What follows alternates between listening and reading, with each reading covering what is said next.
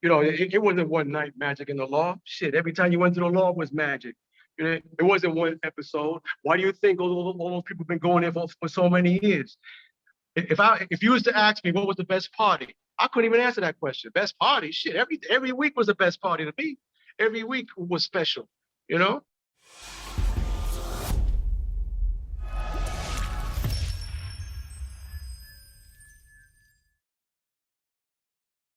Today is February 6, 2021. Who are we speaking with? Willie Dancer.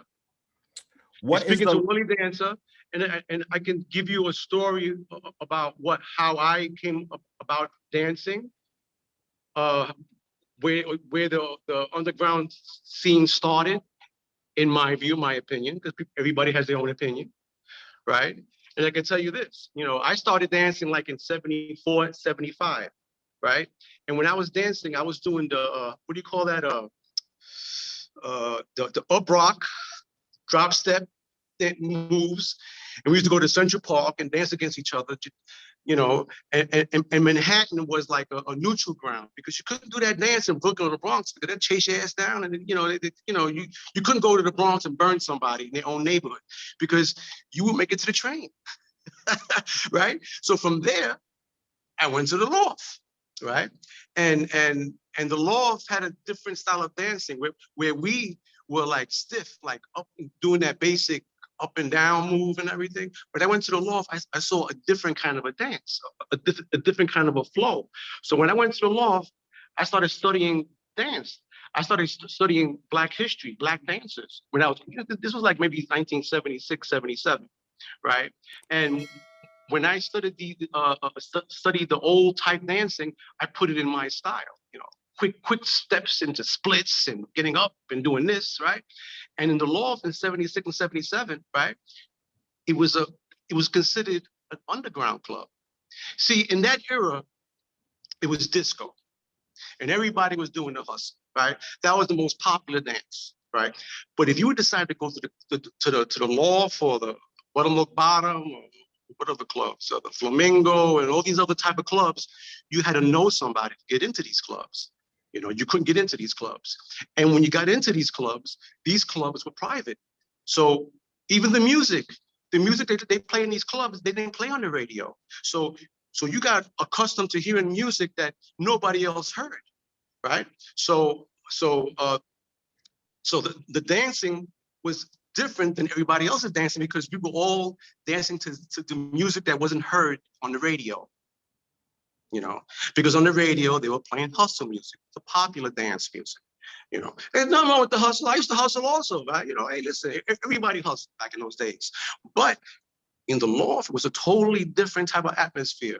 I used to watch dancers like Juice, James, Coco, Ricky, all these type of dancers that I said, damn, they got a different flow than me, because I'm a street dancer. You can call the Loft dancers street dancers, but they were totally different the way they carried themselves. You know, it was a whole, you know, it was like a private party, right? And imagine a club, okay, that the same dancers went for 10 years, every week the same, you know. So what happens is that, you know, no matter what you're doing, you go to another club and say, well, that's a Loft dancer. What kind of shit is that? What's he doing? You know, it don't have to be the best thing he's doing, but it's something odd, different, and people liked it in a way, you know?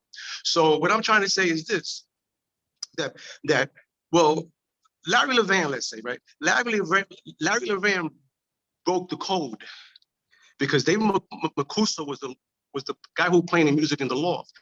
But Larry Levan made a deal with, I think it was Frankie Crocker, I don't know, somebody, right? So he started playing underground music on the radio, right?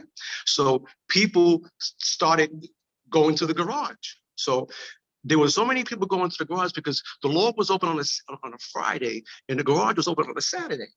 So I used to go to both. I said, oh shit, I go to the Loft on Friday and Saturday I go to the garage, right? But the garage got so popular because Larry was, like Dave Mancuso was saying, he's leaking our music. he's leaking our music, making our music commercial. You know, it ain't gonna be the same. But Larry Levan became popular because he was playing that underground shit on the radio. So people, even on BLS, they would say, They'll play a record for 3 weeks, and he wouldn't tell the titles, you know, of the record that was playing, Larry Levan, right? So in 3 weeks, he's playing Try It Out, he's playing Try It Out. So what the hell is that? Who made that song, right? So that song became popular because Larry Levan was playing underground music and making it commercial. So people were being attracted to go to the garage and all that, okay? So again, with the Loft. In the Loft, say 1976 to like 79, let's say, right? Became real popular underground because people couldn't get into the Loft, right? And people were doing all these kind of dances in the Loft. And if I was to describe to you all the type of dances in the Loft, I couldn't describe every part because if you see people who were dancing in the Loft, right? Nobody looked alike. Nobody looked alike. Everybody was dancing at your flippers. Put like this: the Loft was a club like, say today, you have your house dances, your break dances, your vogues, your lockers, you have all these type of dances, right? Imagine that in the Loft, where all those type of dances, they're dancing to the same type of music. You listening to all these different type of dances, right? So, you know, all of them, because now everything has become so diverse where everybody has, you know, you go to clubs where everybody's breakdancing, everybody's house dancing, everybody's locking, everybody's popping. You know what I'm trying to say? Well, back in the Loft days, right? Everybody was doing different things, right? To the same music. And that's a culture in itself, you know? So you can never describe a Loft dancer. But the way I described it, that's an era where you have all these type of dances all in, you know, all in one club, going to the same club for 10 years. You know, like Ricky. Ricky was a martial artist. I saw Ricky, you know, Ricky was a real fast dancer where I couldn't describe how he danced. All I could tell you, he was fast. He was up and down in the air, the floor splits, all kinds of shit he was doing. Even Juice, James, you know, those dancers were unique because they didn't look alike. You know, like today, right? Today you want to go to a club, let's say, right? Me and you, yo, let's go hang out, let's go to a club, right? So we go to a club, everybody's breakdancing. We don't breakdance, me and you. We're gonna have a couple of drinks. Right? We might watch it for a while, but we don't want to watch that all night. You go to a club where everybody's voguing. Okay, everybody's doing that Vogue stuff, whatever. You know, it works, you know. But you don't want to go to see voguing all night, even popping, all this. Who wants to go to? Well, like this. I don't want to hurt nobody's feelings, but this is my opinion. Okay, I don't like going to a club. Even back in the day, when I was going to those hustle clubs, I didn't want to see them hustling all night. I mean, it's popular, it's nice. Everybody's spinning and twirling. You know, it's nice, but I don't want to do that all night. In the Loft, nobody was doing that shit all night. Nobody was doing the same thing all night. One day, you know, I'm feeling it, I'm doing my shit, everybody watching me. The next day, the other guy's doing it, they're watching him doing his shit. One day, Mike Dungy's all over the floor, spinning and twirling and everything. And the thing is that in the Loft, all those good dancers in the Loft, everybody had their day. Sometimes you ain't feeling it. You know what I'm saying? I ain't feeling it. I don't feel like that today. So Juice is spinning around, twirling around, doing his thing. And the thing is that if you saw like the Loft dancers, right? I mean, everybody had their day. And what can I say? And people say that, oh, there were no circles, right? And people say, oh, back in the Loft days, there were no circles. You know why there were no circles? When I used to dance, nobody would dance. Ain't no circle. They would the whole dance floor watching me dance. And I ain't the only one. There's a whole bunch of dancers, right, who would dance, right? There was no competition. There was no competition because when we danced, nobody would dance. When we stopped dancing, they start dancing. That's how it was. So we never saw no competition. So in the early 80s, right, me, Mike, and Rick, we formed the group, you know, specifically of Loft dancers, like Loft dancers, right? And when we were doing shows for Kiss FM, we did a couple of shows, and in a way, we brought that culture out from the underground. You know, nobody seen that shit. What the hell are they doing? You know, and I remember once I did an audition for flash dance. This was, I'm not sure if it was 83, 84. And in flash dance, right, they had the Rocksteady crew. It was like 25 of them. So I'm dancing against 25 dudes. But the difference between me and them is that they all had one move. One is spinning on his head, one is doing windmills, one is doing the freeze. You know, they all had one move, and that's it. So when I used to dance, right, against them kind of dancers, right, because they would do a move and get out of the circle, and the next guy goes. I stay in the circle. They hated that. I could dance for half an hour. They watching me. They get tired of watching my ass. They say, "What the hell, this guy?" They walk away. You know. Another thing, like in 1976, 77, the Lockers came to the Loft. So the Lockers were celebrities, right? They came to the Loft, right? So it was a buzz. Yo, the Lockers are here. It was Rerun, Shabadoo, and some other guy, right? So they went to the basement where all the good dancers were. Right, so they went and did their thing. Everybody applauded. They did their thing, but they left the Loft, not forgetting what we did. You laugh, but it's the truth. They left the Loft and say, "Oh shit," you know. And what brought the Lockers down, my opinion, was that their dance was a popular dance, right? And popular dance fades out. Everybody's doing the snake, right? I mean, everybody was doing the snake, right? I think it was like 81, 82, they were doing this. It faded out, you know? And what else can I say about that? So Shabadoo brought it to another level. Shabadoo saw that the Lockers were dying. You know, he was a real nice guy, Shabadoo. He's a little older than me. He was a nice guy.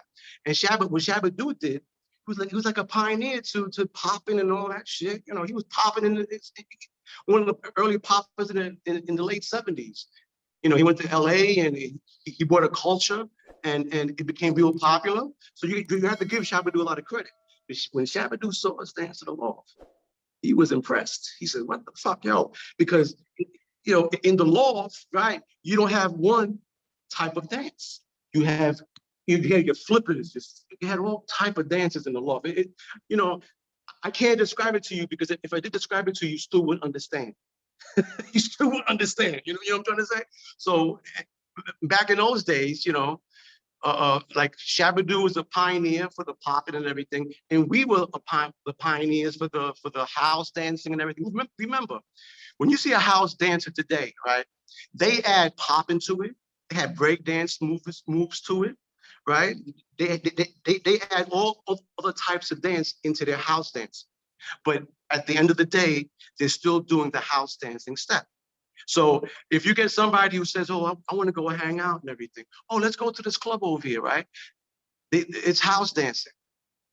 Everybody's house dancing. You don't want to go to a club where you can't dance because these guys are talented. These guys could dance. These house dancers, they could dance. So if you go to a house dance and you have no rhythm, or you probably just be there. You be a spectator watching them because you can't hang out with these kids. These kids are freaking great. You know what I'm trying to say? But the difference between them and us, their dance is a popular dance. It's popular all over the world. You know, we opened the doors for them because when we were dancing, nobody saw it. Nobody saw us dance. You know what I'm trying to say? You know, and if you try to come to the clubs that we were at, if you didn't know anybody, you wasn't getting it. You wasn't getting it, you know. And what else can I say? So again, dancing with these house dances, the house dancing has come a long way. And the difference between that house music and say Loft music and the beginning of the garage music was that you didn't hear it on the radio. And by you, because I used to go. I was going to the garage for like 10 years also. I was going to the garage from like 1976 to 86. The Loft, it'd be 1976 to 86 actually. And both of those clubs died at the same time. They died in 86. The garage, I think, died in June of 86, and the Loft died in August of 86. So after the Loft, and the garage died, all those dancers that were hanging out in the garage, in the loft, started, what do you call it, trailblazing to other clubs, other clubs, because they had nowhere to go. So that's how house dancing became, because when you start trailblazing, you start dancing and people see how you dance, how you like, and what they do, they take it to another level. Like the house dancers did. They say house dancing started in Chicago. Okay. If you believe that, okay. To me, house dancing is club dancing. It's a segment of club dancing. When I say club dancing, right? When we used to dance to music in the 70s, right? It was all type of music. You could dance to a Latin band. You could dance to, you could dance to all kind of music. It wasn't just one beat, where the house dancing is the same beat over and over again. But club music had different type of music. We'd be dancing with country music in the law. Put a certain beat, country beat, and we all start dancing. Describe the music that was played in the loft. Like, give us some sample songs. Like, what was your jam when you heard this? It was like, oh, I got to get that one. Okay, David Williams, Boogie People. You ever heard of that? He's like, how about let's say there's so many, man. Oh my God, there's so many. And the thing is that what Dave did, when he played music in the loft, he wouldn't tell you the titles. So you used to have to go to a place called Downstairs Records, right? And Downstairs Records had a connection with Dave Mancuso, whatever his name is, right? And we used to like, we have to sing the song to the guy to find the record, How did the loft change your life? How did the loft change my life? Yeah. Dance wise, it made me it made me more. Dance became more part of my life because of the loft. Because when I was doing the street dance, it was a street dance, right? We used to wear these clothes in the early 70s. We used to go to thrift shops and buy pants, baggy pants from the 50s. I used to wear pink marshmallows. I don't know if you heard of marshmallows. Never heard of marshmallows. Oh. So we used to wear these pink marshmallows or purple marshmallows, and we used to go to dance in Central Park and everything. But when I went to the loft, right, my whole view change of dancing, because I was so much into street dancing where I was just doing a move that everybody else was doing. Up rock. Everybody's doing the same up rock, burning each other, whatever. But when I went to the loft, it was a certain flow where it changed how you look at dance, how you dance, how you felt. And during that time, anybody who was there at that loft would probably agree with me. Anything else? Marshmallows are pants or shoes? Shoes. Shoes, okay. It was these shoes with a white bottom, right? And we used to wear them in the loft, they used to wear baggy pants, paratrooper pants. But before I went to the loft, I was going to thrift shops, buying pants for $1, $2 pants. They were baggy pants. They were like those, like the clothes of the 50s. We see all these dances with the baggy pants. So we were wearing those kind of pants like 73, 74, 75. But when I went to the loft, it became like a colorful, like a rainbow. It was like everybody had a different flow. Nobody looked alike. And that's what I liked, And with all these popular dances out there, because they were, you had the Flintstone, you had the Penguin, you had all these popular dances where you would go to the club and everybody's doing the same dance. I'm saying, I didn't like it. But when I went to the loft, it changed me because, watching people like Juice and Coco and James and the way they flowed and everything, it was nothing like it. Nobody danced like that. And because of those type of dances, because of those type of dances made me what I was at that time, learning from those guys. And then I had my own style, and my own style was, but like this. It was I want to say it was a competitive style, but I could tell you one thing: when I would dance at any club, garage, nobody would dance. You would say, what this guy's doing, yo? And they would say, that's for the loft. That's for the loft. And people would say the loft wasn't competitive. But if a dancer who came to the loft, like you don't come to the loft, but you're a dancer, you come to the loft, right? The loft You got people who go to the same club every week. You can't dance your shit in the loft. People are gonna come around you and they're gonna try you. You know, I said, well, who are you? This is the loft. You can't be coming over here. The break dancers, any kind of dancers who came to the loft were intimidated. They would go downstairs, and downstairs, the loft had 2 floors. Upstairs was dark. Everybody would dance in the dark and everything. And downstairs it was light, light. So when you dance in the light, people are watching you, and I'm not saying, all I'm saying is I wasn't the only one. A lot of those dancers in the loft, when they dance, people will not dance. And one thing about the loft, when you went to the loft, right, it'd be a line outside, right? This is in the 70s. It'd be a line outside with people with bags. It looked like people were going to a Broadway show or Broadway audition, because everybody had their bag and they would go in there just to dance. So and this was during the disco era. In disco era, people with ties and fancy shoes, and they were all clean cut and everything. It was a whole different ball game when you went to these hustle clubs. Like when I went to Studio 54, people used to blow that club up. Oh, Studio 54. Studio 54 was about celebrities, faces, getting high and dancing a little bit. If you was in Studio 54 and you was a Brooke Shields or somebody, you had the face. You could do the boogaloo. You could do the monkey. They don't care. That's Brooke Shields. That's what the Studio 54 was about. But the thing about Studio 54 was that the people who made the sound system for the loft and the garage made the sound system for Studio 54. So Studio 54 had a nice sound system also. Talk to me about which locations at the loft were you? Were you 647 Broadway? Were you 99 Prince? Which locations? 99 Prince. 99 Prince. Okay, gotcha. Now there's this talk about lofting. How do you feel about the term lofting in terms of like lofting? Well, again, when they say lofting, right, that's a person who danced in the loft. So when these young kids say, "Oh, I'm lofting," well, then they're mimicking people who dance in the loft. That's all that is.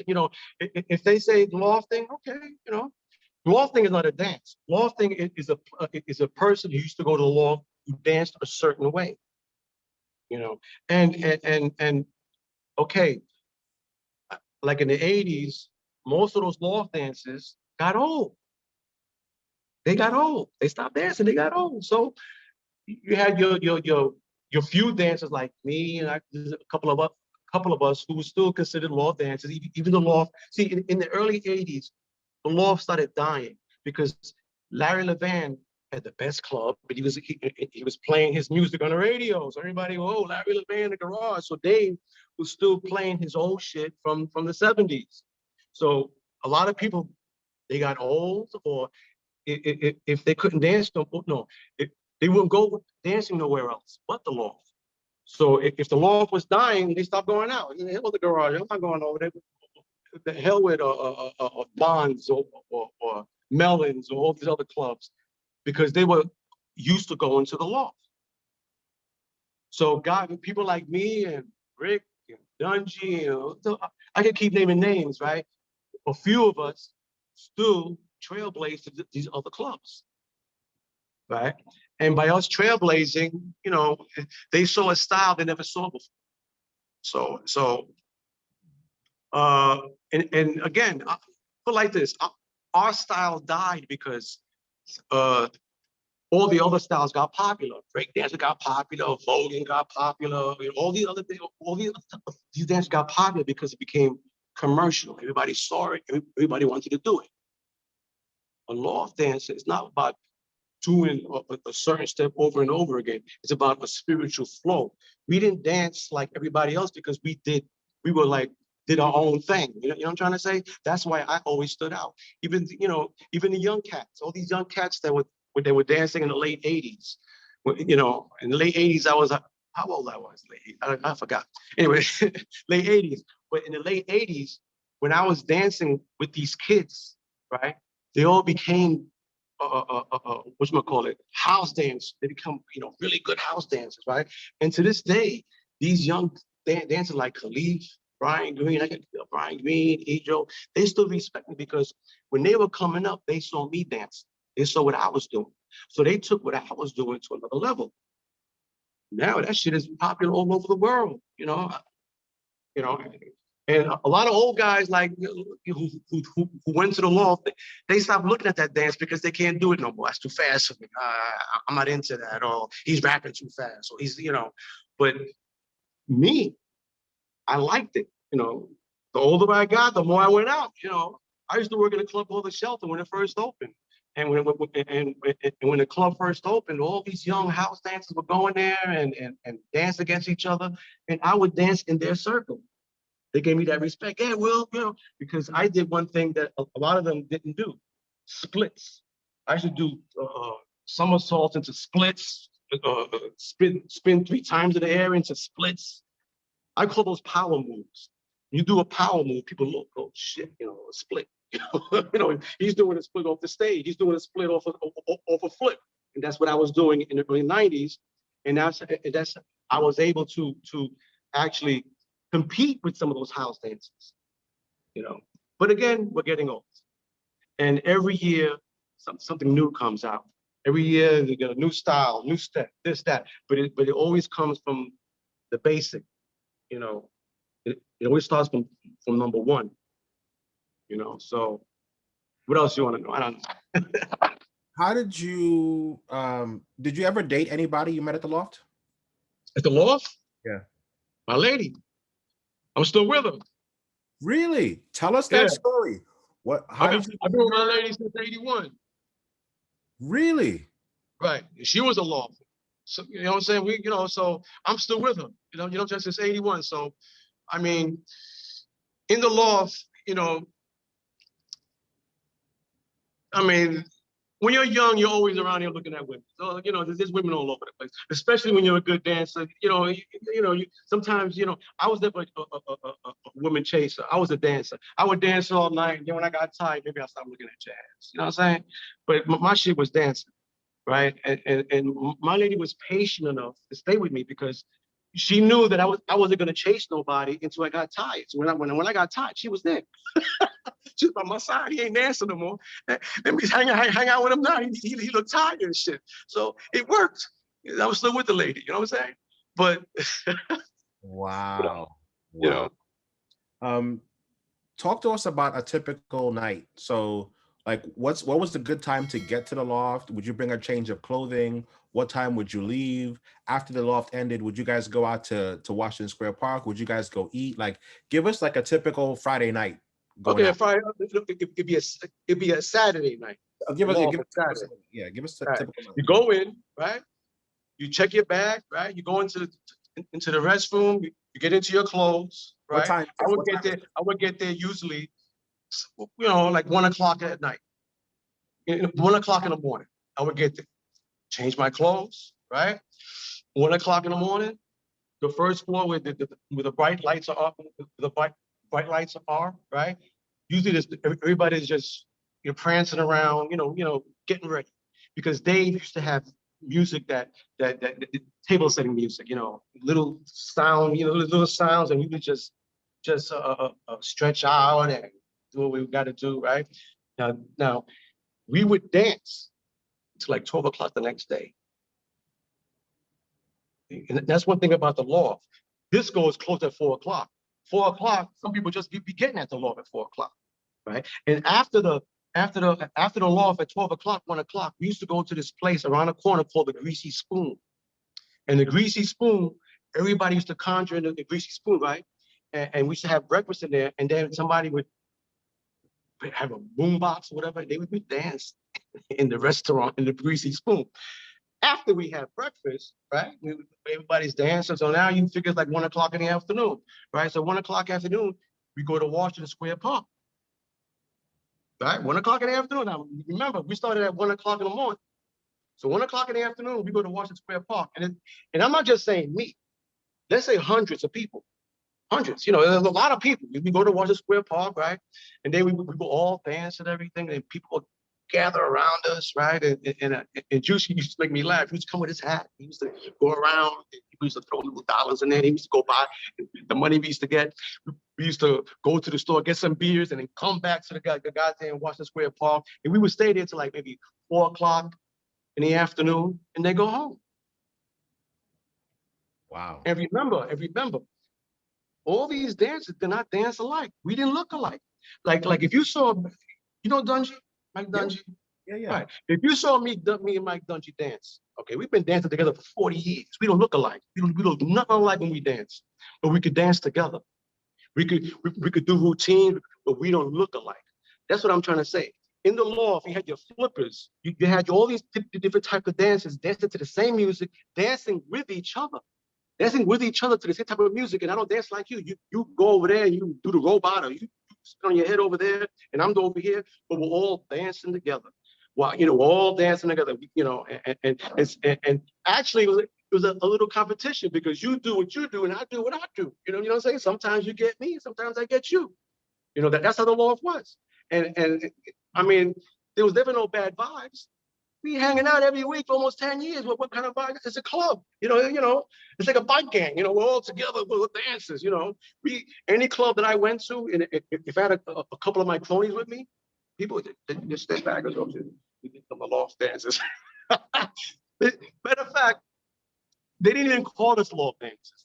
They called us dancers from the loft. That loft dancing shit came years later. That's a loft dancer. But when we were dancing in other clubs, they would say, those are dancers from the loft. And the reason why, because back in like 75, 76, 77, there were a lot of lofts, right? But the only reason why Dave's loft lasted so long, because it was his house. Everybody, they couldn't pay the rent over here. They closed this loft, they closed that loft. But Dave, you partying in his house. So what I'm trying to say is that's why his loft lasted so long. And his mistake, Dave's mistake, what he made, his mistake was that he had a chance to buy the building on 99th Street. 99 Prince Street. He had the chance to buy that building, and he didn't buy it. So when he didn't buy it, I don't know, he lost the lease, whatever, they closed it down, and then he moved to a place on 3rd Street, which was a bad spot because, it was like full of drugs, it was a drug area, people buying dope and shit, and he couldn't handle it. So when he couldn't handle the one on 3rd Street, right, he let somebody else take over, and then they called it the Choice. It became the Choice, right? And I was at a dance contest at the Choice. This was 1989, right? And the judges were Frankie Knuckles, Joey Lanos, and was it Ray? I forgot the other guy's name. Oh boy, I forgot the other guy's name. But they were, prominent DJs, And Frankie Knuckles was a super nice guy. Frankie Knuckles, he was super nice. But at that dance contest, I lost that dance contest because, see, when you're in a dance contest, it's popularity. So the person I lost to, man, he had his whole gang there. Hey, let's go Ray, let's go Ray, let's go Ray. But it was good though, because, when you're dancing along, you didn't think about dance contests. You don't think about who's better and who's not better. We just danced, we don't care, if you came to the club and you try to like burn us or try to do a move that try to embarrass us, you wasn't gonna do that in the law. There were too many of us. There was too many of us. And the thing is that when you're dancing against people, we're not dancing against them, watching people dance who don't dance the same. You stand back. Well, this guy's doing this. This guy's doing that. What the, it was crazy back in then. But I hope I'm giving you a lot of information. No, this is great. What advice would you give to the next generation of dancers? Well, the advice, what advice I would give them? Keep doing what they're doing, because everything good can come from dancing. Dancing is it a self-expression? You feel good about it. When you're really good at it, you really, really, really feel good about it, and don't stop dancing. Because I was actually I actually judged a couple of house dancing contests, and I saw two white kids from Idaho with overalls win the contest. How can that happen? How can these two kids from Iowa house dancing beat some guy in New York? because house dancing is worldwide popular. You know, they're doing it all over the world now. So to me, my advice to them, keep doing it. Keep doing it. You know, what we did was an underground thing. It was a different time, you know, and it was like a, how you said, concealment, or it was some clothes. It was underground, really underground. And if you didn't know anybody, you know, you wasn't getting into these clubs. The underground club, I'm saying, the garage or the loft, you know, more the loft, because Larry Levan turned the garage into so. Larry Levan made the garage so popular that it brought it down in a way to me. Brought it down because you let anybody in, you know. In the last days of the garage, you had fights and stabbings, you know. Mike Brody got sick, the owner of the garage got sick, and he needed money to let anybody in. In the loft was not like that. I never saw a fight in the loft, never saw an argument, never saw nothing. Everybody was just good there to dance in the loft. The garage is different because the garage was drawing all kinds of people, young people, you know, who can't handle themselves. And remember, they didn't serve liquor in the garage. So whatever they were taking, you know, whatever, you know, everybody was doing their own thing. But again, you know, that goes with that underground shit, or even going to clubs, because people are always going to take something to get them nice, whatever it is, whatever club you go to, I don't care. You know what I'm saying? You're always going to take something to, you know, to get nice. But I think not having no liquor in the garage made it more humble. Because liquor, you know, usually liquor, people drinking, they spill the drink on the floor. You know, I never saw nobody drunk in the garage. I never saw somebody laid out on drugs in the garage. No, in the garage I did. I'm saying in the loft. In the loft, I never saw somebody strung out in the loft. You know, and remember, you know, if the loft is staying open that late, they're taking something. You know, somebody's taking drugs, taking this, right? But you never saw no fights, never saw no, you know, everybody was just getting along. You know, and I could talk about the loft all day long. I mean, the dress code, the way we dressed, and you know. That was my next question. Talk about the dress. What was the dress code for the loft? Well, the dress code, you know, well, there was no dress code. It was come as you are, but the people who dressed in the loft dressed loose. And most of them had capizios or karate shoes or gis, you know, everything was loose. Because when you go, I remember once when I first went to the loft, I went there in a suit. I came from the Boomer Macau, this club called the Boomer Macau. It's like 75, you know, I was hustling all night. I said, let's go to the loft. And I was all dressed up. I said, I ain't taking these clothes. I look too good in these clothes. I went to the goddamn loft. I tore them clothes to shreds. I was like dancing, split my pants, split the jacket. You know, I think that was the last time I wore a suit to go out. I said, I'll never wear a suit again to go out. You know, I went to the loft, and so I started wearing, you know, loose clothes, you know, and majority of the dancers, again, they wore capizios, karate shoes, or boxing shoes, anything that was real comfortable for you to dance in, right? And when you dress like that, you couldn't get into discos. The discos, you had to have shoes, and so I stopped going to the discos because, you know, the discos to me became like everybody doing the same thing over everybody there, everybody's hustling. Not that anybody didn't hustle in the loft. They were hustlers in the loft, but that was just one group that was hustling. I mean, it had a couple of hustlers in the loft, but that wasn't like as popular as the clubs that were, you know, in that era, in that disco era. You know what I'm trying to say? Could a club like the Loft, like forget about COVID, could a club like the Loft work today?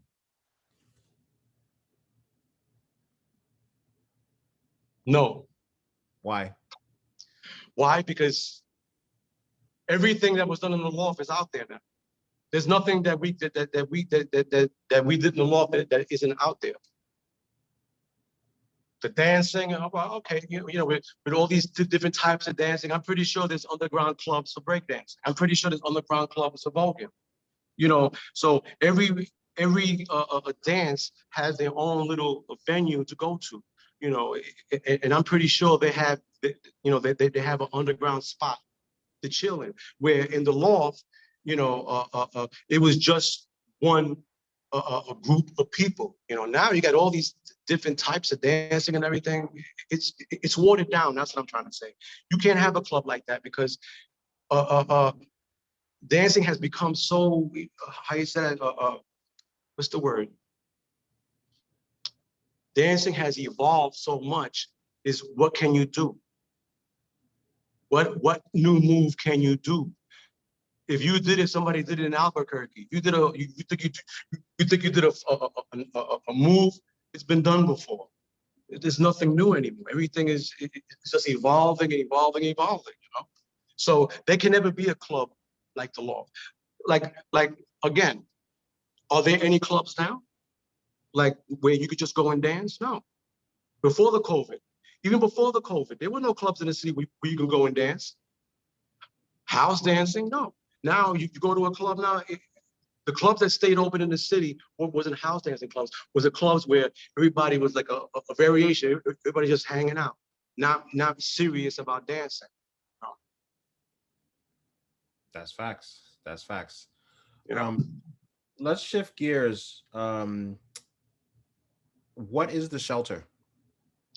The shelter. I used to work in the shelter because Timmy used to play in the shelter. Timmy registered, right? I mean, when the garage closed in '86, right? One of the most popular clubs was a club called Area. And Area was a club where Timmy started playing. So Timmy attracted all the garage people from all the people from the garage started going to the club called Area, where Timmy was playing. He attracted us because Timmy was really good. And what attracted them to Timmy was he played like Larry Levan, but he was better than Larry Levan. In the way I say, he evolved. You know what I'm saying? You know, Larry Levan had his own style. He would shut the music down and people used to have to beg him to play. Come on, Larry, put the music on. Larry. Timmy was straight up mixologist. He was just playing, so you couldn't dance anymore. I remember once Timmy was playing in the Area. He saw me and Mike Dungy dance, right? And Timmy had a staircase, like a little staircase from the DJ booth, right? So he was playing a song, Nobody's Business, by an artist named Billy, right? So me and Dungy started dancing on the staircase, right? And I was doing that Nicholas Brothers shit. I was doing splits off the staircase, and Dungy was running around because Dungy was so super fast. Like if the lights weren't on, you ain't gonna see him. That's how fast he was, So we were dancing up and down the staircase, and Timmy had his shirt off, and he was playing. So again, that came after the garage. So after the garage, you had all these other little clubs, coming around. But Timmy from Area, because he hired me to work at the shelter. It was like 1991, 1990. So the shelter became really popular. And this is another one. This is another one. This is what happened. They didn't pay the bills. The building, I don't know if it was the people he was renting from. They closed, one night he called me up.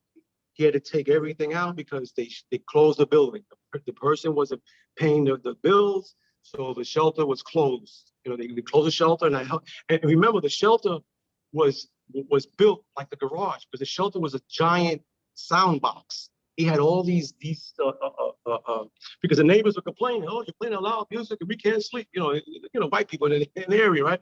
You can't sleep. So Timmy built a speaking club with made it like a sound room, right? So he put all these cushions up and everything, and the shelter, which was formerly Area, had serious sound system.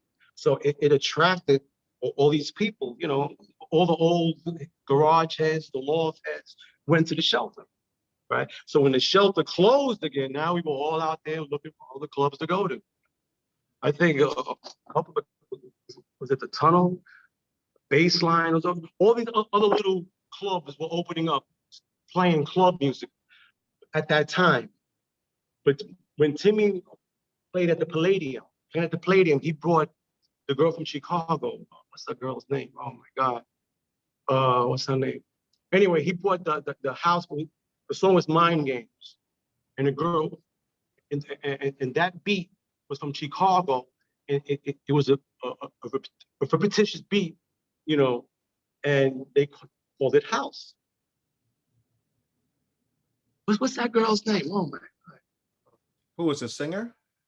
Yeah, the singer. I can't think of her name. What's the song? Yeah, Mind Game. You ever know Mind Games? No More Mind Games? Liz Torres. Liz Torres, yeah. Liz Torres. Yeah. Liz Torres was like, you know, she would get on the stage at Palladium and she was like skeevy, you know, everything hanging out and, you know, with the music going on, and she turned it out, man, you know, her and her crew from Chicago. So, and I guess that they're saying that, again, house was started in Chicago, okay. I give them that because the house beat is the same beat over and over and over again. Okay, that's the same beat. But in the beginning, Timmy wasn't playing house music. He was playing club music, garage music. And club music and garage music, even though some of the songs could be sound the same, they weren't the same. That's deep. That's a really good distinction. Is there a distinction between, can you just tell at a club if somebody was a garage dancer versus a loft dancer?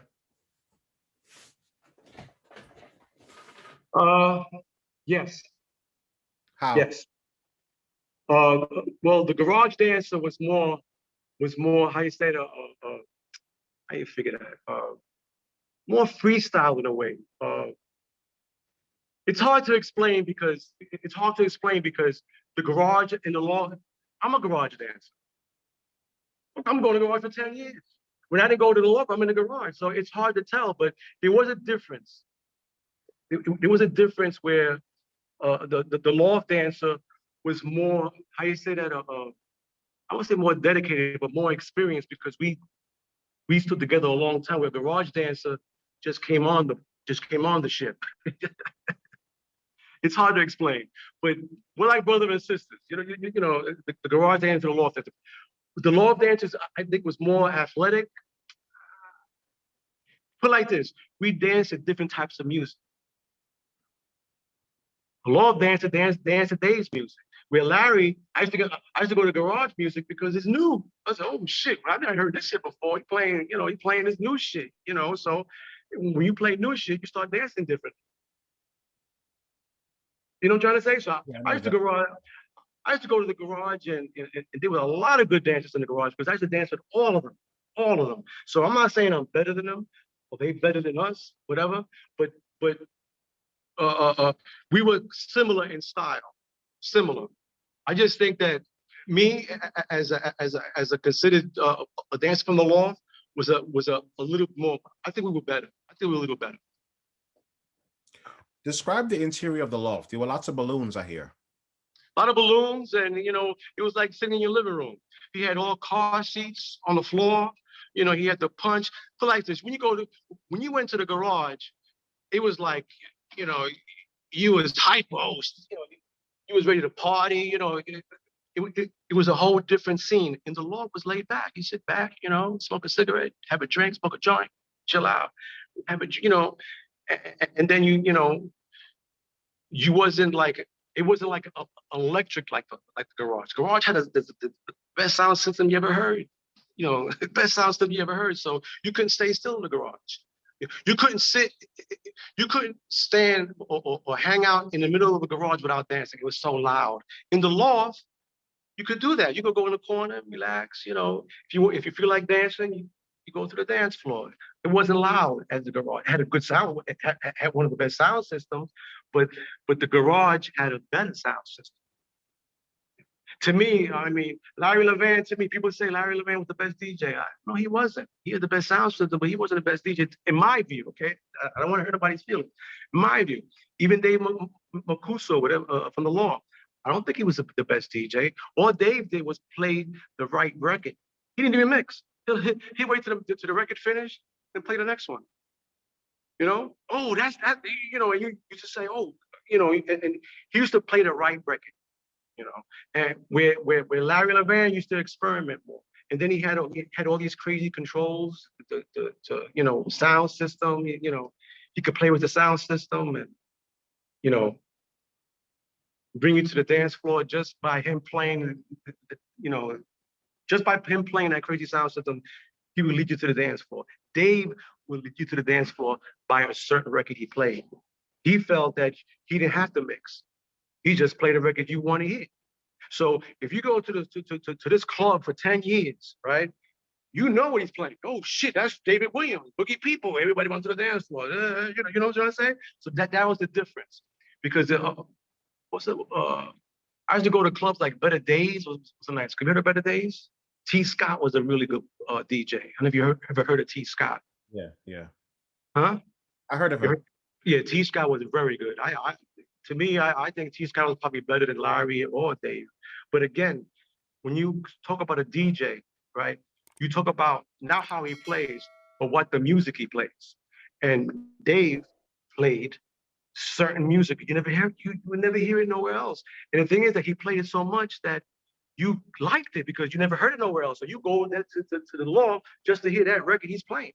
With the garage, Larry would experiment. You know, he's playing on WBLS now. So you know, he's playing music for the public, popular, commercial.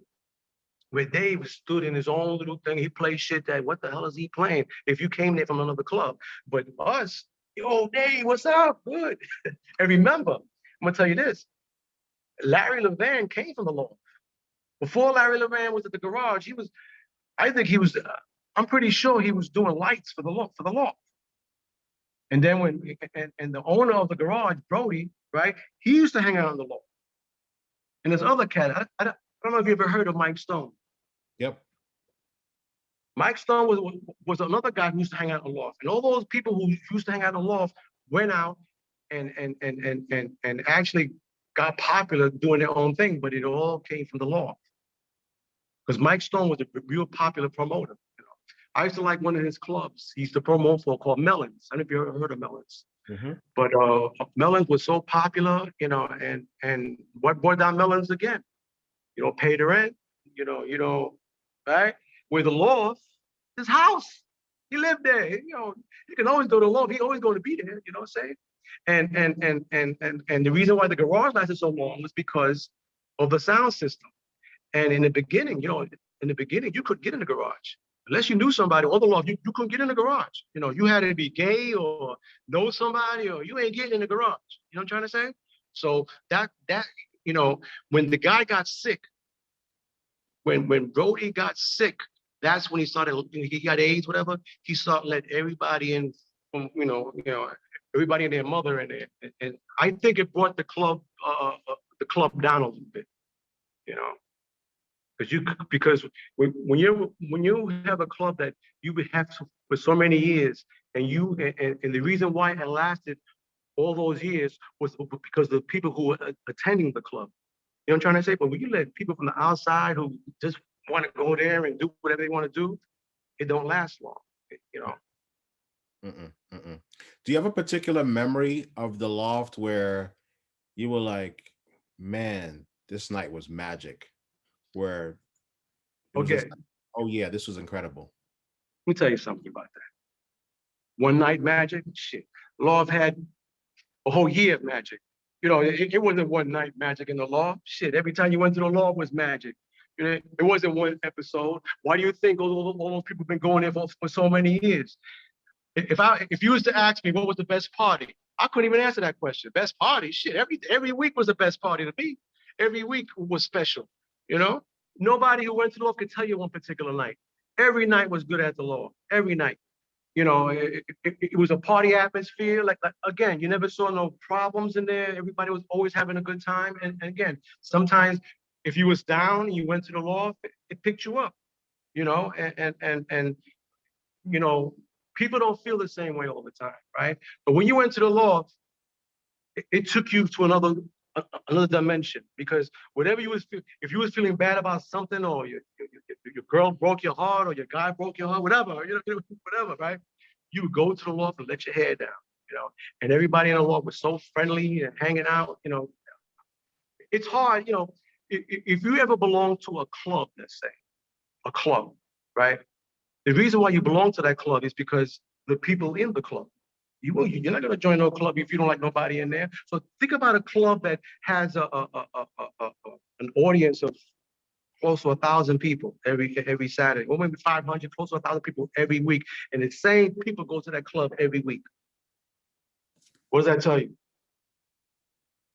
You know, and again, you know, not to put down all these dances and everything. If you wanted to see a club today like the Loft, suppose you want to say, well, I'm gonna do a club like the Loft 2021, right? You're gonna invite every type of dance. You're gonna invite break dancers, vocals, rockers. You're gonna have them all in that venue, dancing to the same music, and you lock them up, and you make them go to the same club for 6 months, and see what happens to all those people who go to that club. They'll come out dancing differently. Because the house would take for the break would take from a vocal, the vocal would take from a lock, the lock would take from a pop. You know what I'm trying to say?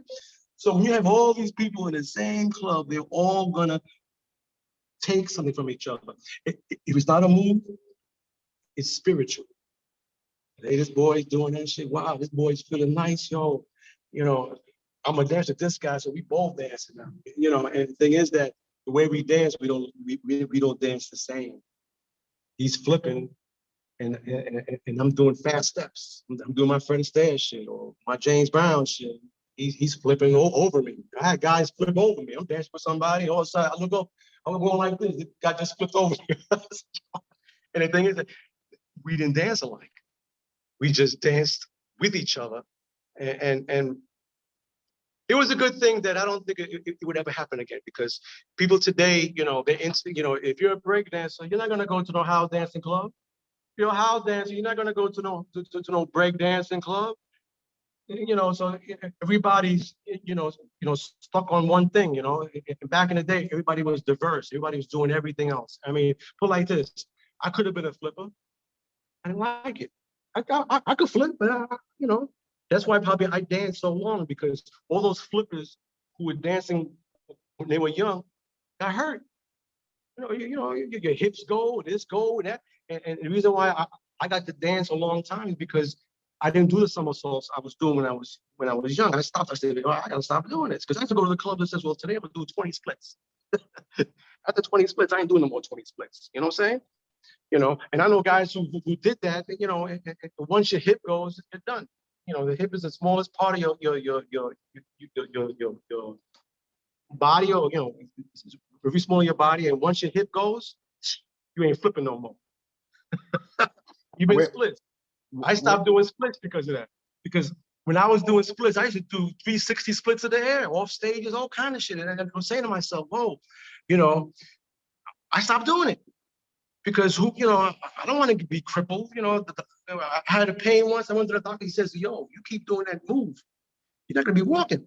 I said, oh, shit. So I started doing my steps. I said, I really stop doing the splits, Anyway, I hope that was helpful for you. No, that was great. Thank you so much. And then the last question is, forget about COVID, but where did you go dancing? Do you still go out dancing today? Very rare. Because I usually go to Fort Greene. I like Fort Greene because Fort Greene, when you go to Fort Greene, you have all kinds of dances there. You have house dances, you have all kinds of dances. So I like watching, even though I'm a little older now, so I can't really do the things I used to do, but I like watching them. I like watching the Vulgars. I like watching all that. One of my favorite Vulgars was Willie Ninja. I don't know if you ever heard of him. You ever heard Willie Ninja? Yeah. Willie Ninja. I could watch him all night. He was so good. See, I'm a dancer, and I appreciate good dancing. So even today, these house dancers, these guys are so good today. It's unbelievable. But again, I could watch break dancers, because the way they break dance today is ridiculous. How they do these moves? You know what I'm trying to say? But remember, everything comes from something. If it wasn't for that street dancing, there'd be no break dancing. If it wasn't for us, you won't see no house dancing. You know what I'm trying to say? We started it. We were pioneers. But the way I look at it, I just hope it take it further, because right now they're on a different level, and there's no limit. They can keep going on and on. And dancing is my life. You know what I'm saying? So I like watching it. I used to do it, and hopefully it keeps going on. That was perfect. Thank you so much, Willie. Have a great day. You enjoyed it? Really? Serious? It was fantastic. It was fantastic. Okay, take care. We'll keep in touch. All right. Thanks a lot. Have a good day.